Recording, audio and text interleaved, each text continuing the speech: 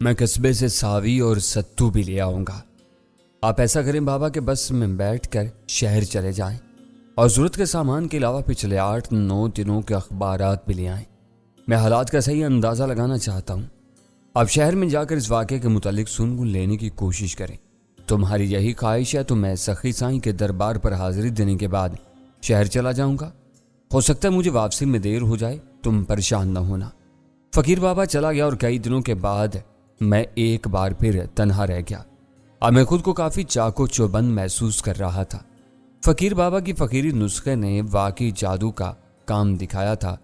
इस दिन खिलाफ मामूल मौसम कुछ बेहतर था और हल्की हल्की ठंडी ठंडी हवा भी चल रही थी। मुझ पर गनुदगी सी तारी होने लगी और मैं लेट कर सो गया। मेरी आंख खुली तो गार में अंधेरा छाया हुआ था और फ़कीर बाबा साजो सामान से लदा हुआ मेरे सराहने खड़ा था। वो शहर से अभी अभी आया था।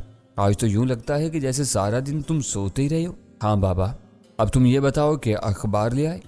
हाँ लाया हूँ, लेकिन आओ पहले खाना खा लें। मैं शहर से पुलाव छोले लाया हूँ। फ़कीर बाबा ने लालटेन रोशन कर दी और हम दोनों बैठकर खाना खाने लगे। मुझे कई दिनों के बाद सही मानों में खाना नसीब हुआ। उससे पहले मैंने रत्ता साईं के टिब्बे वाले जेल में बाकायदा खाना खाया था। पुलाव चने बेहद लजीज पके हुए थे, या फिर ये मेरी भूख का रद्द-ए-अमल था। खाने के दौरान फ़कीर बाबा मुझे शहर के हालात के बारे में बताने लगा। इस वाक़े ने पूरे शहर को लर्जा कर रख दिया है।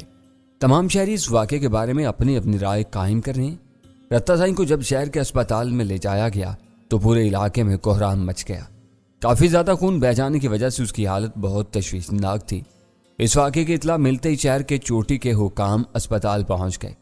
रत्ता साईं के तीनों साथियों के घरों को भी इतला भिजवा दी गई और शाम ढले तक शहर का अस्पताल ऊंचे ऊंचे तुर्रों वाले जागीरदारों और उनके खुदकार असलहा से लैस मुहाफिजों से भर गया।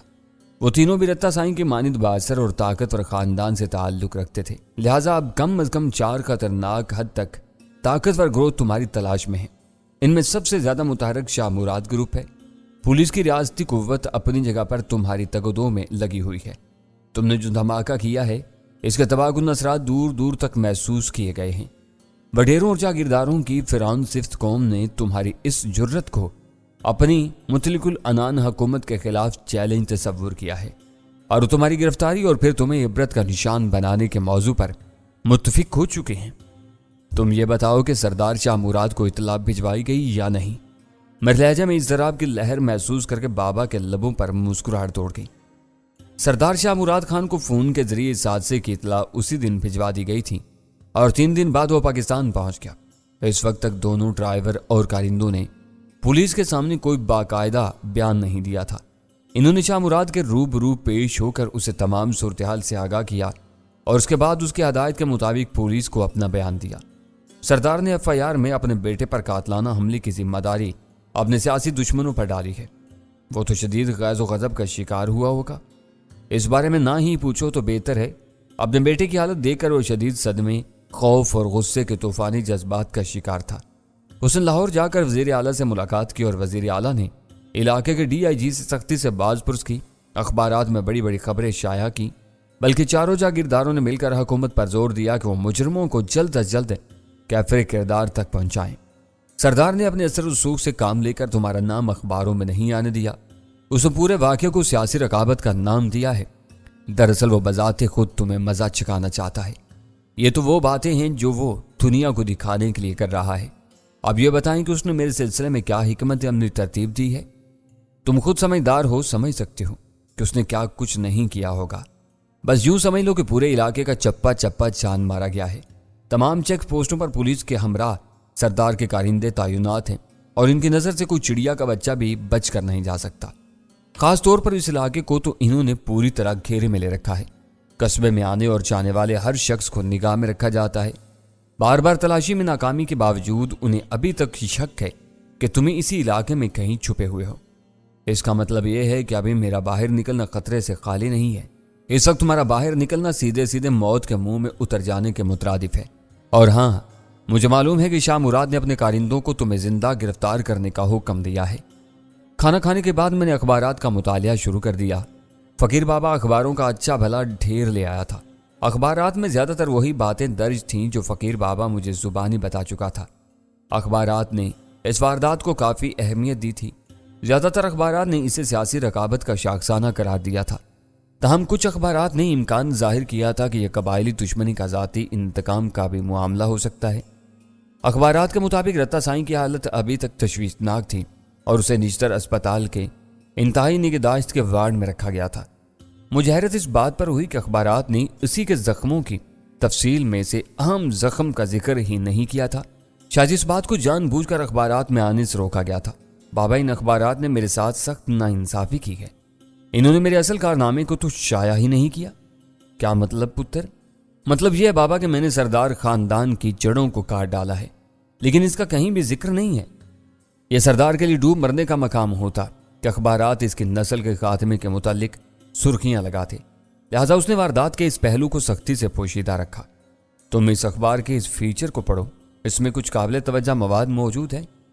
اس اخبار کے اشاعت کا مقام لاہور تھا اور یہ فیچر کسی صحافی نے اسی واردات کے حوالے سے تحریر کیا تھا، جس میں اس واردات کے دیگر پہلو زیر غور لانے کے بعد دبے لفظوں میں سردار شاہ مراد اور اس کے بیٹے رتا سائیں کی ذاتی زندگی کی بہرہ روی اور عیاشی کا ذکر کیا گیا تھا، اور اس علاقے کے پسماندہ اور مظلوم عوام پر ہونے والے جبر و ستم پر بھی تفصیل سے اظہار خیال کیا گیا تھا۔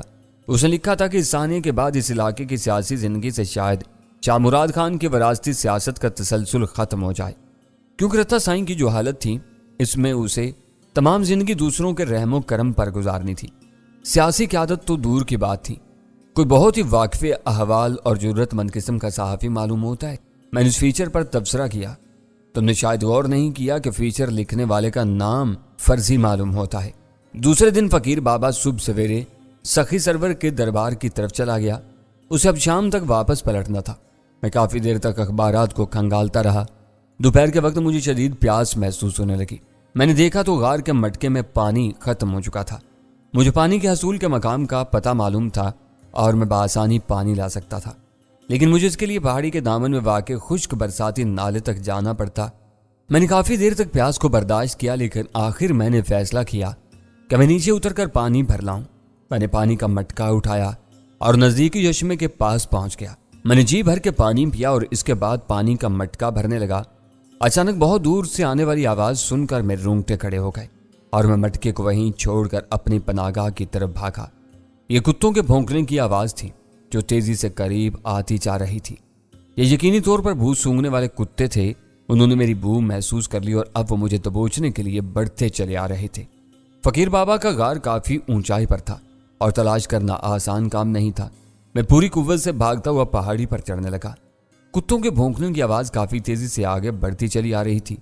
جب میں غار میں پہنچا تو کتے تقریباً 1 فرلانگ کے فاصلے پر رہ گئے تھے۔ میں نے محسوس کیا کہ کتے پہاڑی کے دامن میں پہنچ چکے تھے۔ وہ کچھ دیر وہیں بھونکتے رہے اور پھر آگے بڑھتے چلے گئے۔ انہیں میری بو ملنا بند ہو گئی تھی اور اب وہ بے چینی کے عالم میں آگے بڑھ رہے تھے۔ فقیر بابا دن ڈھلے واپس آیا تو میں نے اسے پورا واقعہ سنایا۔ اس نے بھی خدا کا شکر ادا کیا اور مجھے حکم دیا کہ میں اب کسی حالت میں بھی باہر نہ نکلوں، کیونکہ سردار کے کارندے بے حد متحرک اور چوکس تھے۔ فقیر بابا اپنے ساتھ کھانا بھی لایا تھا جو کہ ہم دونوں نے مل کر کھا لیا۔ اگلے دن فقیر بابا پھر دربار پر گیا، لیکن تقریباً 2 گھنٹے کے بعد واپس لوٹ آیا۔ کیا ہوا بابا، آپ واپس کیوں لوٹ آئے؟ میں دربار کے احاطے میں پہنچا۔ فقیر بابا اپنے سانس درست کرتے ہوئے کہنے لگا تو عجیب ایک واقعہ پیش آیا۔ وہاں ایک کونے میں ایک مجذوب بیٹھا ہوا تھا۔ میں نے اسے پہلے کبھی نہیں دیکھا تھا۔ اس کی جیسے ہی مجھ پر نظر پڑی اس نے آواز دے کر مجھے بلایا۔ میں اس کے پاس پہنچ گیا۔ جی قلندر بابا، میں نے کہا۔ کب تک چھپائے رکھے گا بچہ اس لاڑلے کو؟ قلندر نے کہا۔ یہ سن کر میری ریڑھ کی ہڈی میں سنسنی کی لہر توڑ گئی۔ میں نے اسے پوچھا تم کون سے لاڑلے کی بات کر رہے ہو قلندر؟ اب یہ انجان بنتا ہے، 10 دن سے اسے چھپائے ہوئے۔ فقیر بابا وہ حیرت انگیز قصہ سنا رہا تھا اور میں دہشت زدہ سا بیٹھا اس کا منہ دیکھ رہا تھا۔ مجھ پر عجیب سی کیفیت طاری تھی۔ پھر اس نے ایسی بات کہی کہ میں خوف سے کانپ اٹھا۔ فقیر سائیں نے کہا ہے کہ سیف الداد سے کہنا کہ قلندر سائیں اس کا انتظار کر رہا ہے۔ میرے رگوں میں سنسنی کی سرد لہر توڑ گئی۔ فقیر بابا کے لبوں سے نکلنے والے ان الفاظ نے مجھے سرتاپا ہلا کر رکھ دیا تھا۔ میرے دماغ میں دھماکوں کا ایک سلسلہ چل نکلا۔ وہ کون ہے بابا؟ میں نے بمشکل خود کو اس اجانی کیفیت سے آزاد کرانے کی کوشش کی، لیکن شاید میں پوری طرح کامیاب نہیں ہو پایا۔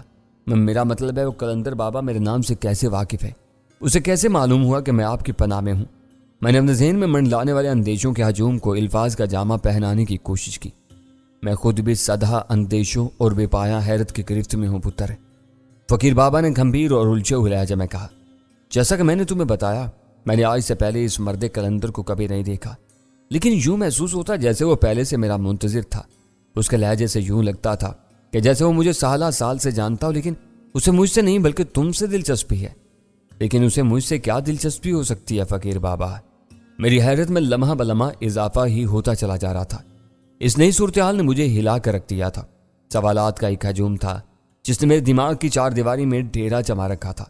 میں ایک سوال کا جواب سمجھنے کی کوشش کرتا تو دوسرا چیخ چیخ کر میری توجہ کا طالب ہو جاتا۔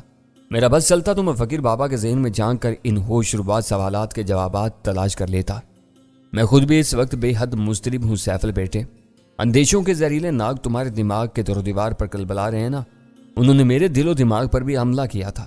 جو سوالات تم مجھ سے دریافت کر رہے ہو وہی سوالات میں نے بھی قلندر سائنس سے دریافت کرنے کی کوشش کی تھی، لیکن اس نے مجھے بری طرح ڈانٹ دیا اور مجھے حکم دیا کہ میں فضول بکواس کرنے کے بجائے تم تک اس کا پیغام پہنچا دوں۔ فقیر بابا نے تھوڑا سا دم لے کر اپنی بات جاری رکھی۔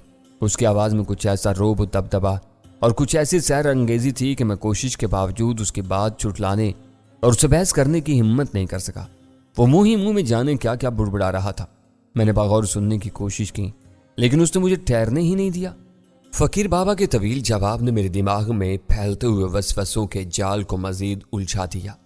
اگر فقیر بابا جیسا جہاندیدہ شخص اس مجذوب سے متاثر ہو گیا تھا تو اس کا مطلب یہ تھا کہ صورتحال اس سے زیادہ گھمبیر تھی جتنی کہ بظاہر نظر آ رہی تھی۔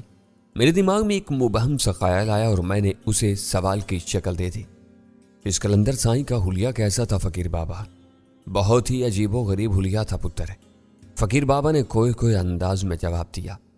وہ خود کو قلندر کہتا لیکن اس کا حلیہ عام مجذوبوں سے مختلف ہے۔ اس کی عمر میرے اندازے کے مطابق کم از کم 100 سال ہوگی۔ سفید روئی کے کالوں جیسے بال، چہرے پر اگرچہ چھریاں نمایاں تھی لیکن کالوں پر سرخی عیاں تھی، سفید بھویں، سفید پلکیں اور اس کی وہ آنکھیں، اف میرے خدا، گویا دماغ میں چھید کر ڈالیں گی۔ اور لباس کیسا تھا اس کا؟ میں نے کوئی لہجہ میں دریافت کیا۔ فقیر بابا کا بیان مجھے کسی الف لیلوی داستان کا سنسنی خیز حصہ معلوم ہو رہا تھا۔ میری سمجھ میں نہیں آ رہا تھا کہ میں ان باتوں پر کس حد تک اعتبار کروں۔ اس کا لباس بے حد سادہ تھا، اگرچہ وہ میلا کچالا نہیں تھا، تاہم اس کی بناوٹ قدیم بلوچی لباس جیسی تھی۔ اس قسم کا لباس آج کل شاذ و نادر ہی دیکھنے میں آتا ہے۔ پھر آپ کیا کریں بابا؟ میں نے اپنے ذہن میں دیر سے سنسناتے اس سوال کو زبان دی تھی۔ میں اس سلسلے میں کوئی حتمی رائے قائم نہیں کر پا رہا ہوں بیٹا، فقیر بابا الجھے ہوئے لہجے میں بولا۔ میں نے ایک دنیا دیکھی لیکن مجھے کبھی ایسی صورتحال پیش نہیں آئی۔ میں نے پوری کوشش کی کہ اس قلندر بابا کے انداز میں کوئی دکھاوا، کوئی بناوٹ، کوئی مکاری تلاش کر سکوں، لیکن میں اپنی کوشش میں مکمل طور پر ناکام رہا۔ اس کی شخصیت میں دنیا داری کی کوئی جھلک موجود نہیں ہے، البتہ اس کے سراپے میں کوئی ایسی پراسرار قوت موجود ہے جسے نظر انداز کرنا ناممکن ہے۔ وہ اگر یہ کہتا ہے کہ وہ ہمارے متعلق سب کچھ جانتا ہے تو پھر مجھے یقین ہے کہ وہ سچ ہی کہہ رہا ہے۔ یہ بات اگرچہ عقل و فہم سے معاورہ ہے، تاہم اسے تسلیم کیے بغیر چارہ بھی نہیں ہے۔ تو تمہارا مطلب ہے کہ مجھے اس کے پاس جانا ہی ہوگا؟ میں نے قدرے بوکھلائے ہوئے لہجے میں پوچھا۔ اس عجیب و غریب صورتحال نے میری عقل معاف کر دی تھی۔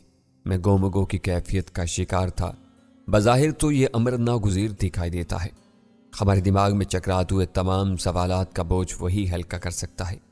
اگر وہ ہمارے متعلق اتنا کچھ جانتا ہے تو اس کا مطلب یہ ہے کہ ہم یہاں بھی اس کی دسترس سے باہر نہیں ہیں۔ ویسے بھی اس کے رویے سے کہیں یہ ظاہر نہیں ہوتا کہ وہ ہمارا بدخواہ یا دشمن ہے۔ اگر وہ ہمیں کوئی نقصان پہنچانا چاہتا تو اسے زیادہ زحمت کرنے کی ضرورت نہیں تھی۔ اس کا ایک ہلکا سا اشارہ تمہارے دشمنوں کو سیدھا ہماری کمینگاہ تک پہنچا سکتا تھا۔ لیکن کیا موجودہ صورتحال میں ہم دربار تک جانے کا خطرہ مول لے سکتے ہیں، جبکہ بقول تمہارے سردار شاہ مراد کے پروردہ مسلح کتے میری بو سونگتے پھر رہے ہیں؟ یہ خطرہ تو اپنی جگہ بہرحال موجود ہے بیٹا، فقیر بابا نے ٹھنڈی سانس بھرتے ہوئے کہا۔ اس حقیقت سے تو فرار ناممکن ہے کہ موجودہ حالات میں قصبے کار رخ کرنا سیدھا موت کے منہ میں جانے کے برابر ہے۔ لیکن اگر تم واقعی سنجیدگی سے قلندر بابا سے ملنا چاہتے ہو تو پھر کم از کم عارضی طور پر سردار شاہ مراد کے کارندوں کی آنکھوں میں دھول جھونکنے کا بندوبست ہو سکتا ہے۔ میں تمہارا مطلب نہیں سمجھ سکا بابا، میں نے الجھے ہوئے لہجے میں استفسار کیا۔ دیکھو بیٹا، ان لوگوں کا تمہاری تلاش کے سلسلے میں زیادہ تر انحصار بو سونگنے والے کتوں پر ہے، اور جیسا کہ ہمارے تجربے میں یہ بات آ چکی ہے کہ بھنگ کی بو کی موجودگی میں کتے کی بو سونگنے کی صلاحیت کم از کم وقتی طور پر متاثر ہو جاتی ہے۔